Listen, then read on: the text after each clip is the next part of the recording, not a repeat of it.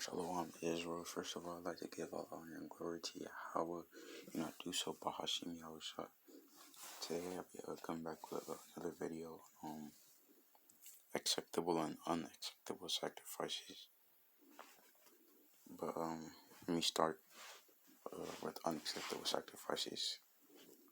Book of Ecclesiastes, or Sirach, chapter 34, 18 through 26. He that sacrificeth of a thing wrongfully gotten, his offering is ridiculous, and the gifts of unjust men are not acceptable. So let's say you try to break your tithes, but or like something like that, but you robbed your friend. You robbed your friend. It's like, I don't know how to say it, but you robbed you robbed your friend $20.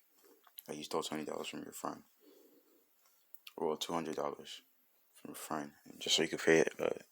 So you could pay a tithe of $20, and like the Lord's not going to accept that wicked sacrifice.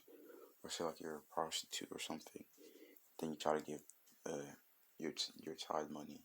The Lord's not going to accept what's it called? He's not going to accept the sacrifices wrongfully gotten, and the gifts of the just men are not accepted. Verse 19.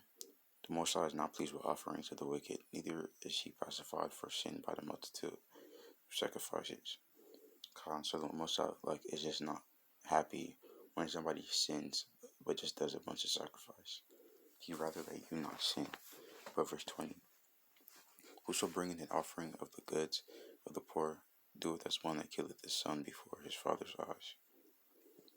What I was talking about earlier, don't rob the poor and pay gifts or your tithes or your offering from the poor's revenue. 21. The bread of the needy is their life. He that defraudeth him, there is a man of blood.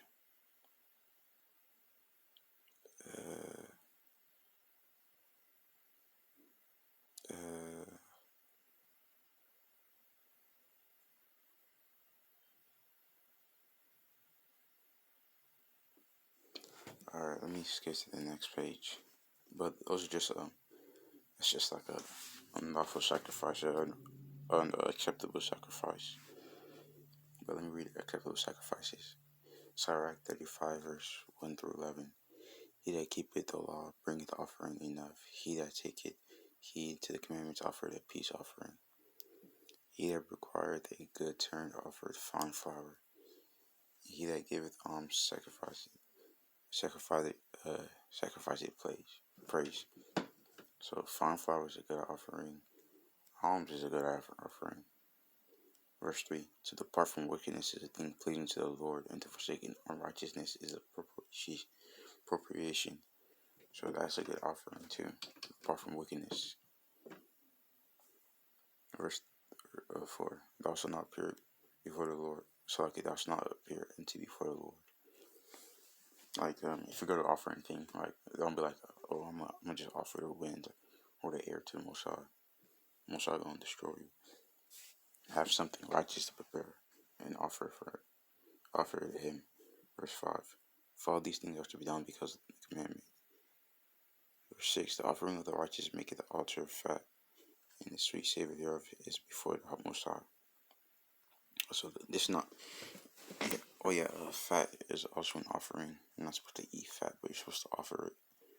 Verse 7. The sacrifices of a just man is acceptable, and the memorial thereof shall never be forgotten. Give the Lord his honor with a good eye, and diminish not the first fruits of thine hands. Because there's a feast called the Feast of First Fruits, so that's also the time to offer acceptable sacrifices. Verse 9. In all thy gifts show a cheerful countenance, and dedicate thy tithes with gladness. Now, this is not really an offering, but it's just saying, when you're going to give something to the Lord, just be in a joyful countenance. Verse 11. For the Lord recompenseth and will give thee 7 times as much.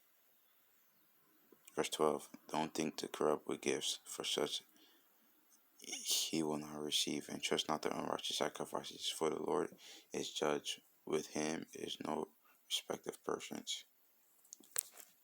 So like it's just a quick video, and I know it's pretty much everywhere, but basically just give the Lord righteous sacrifices, and don't give him wicked sacrifices.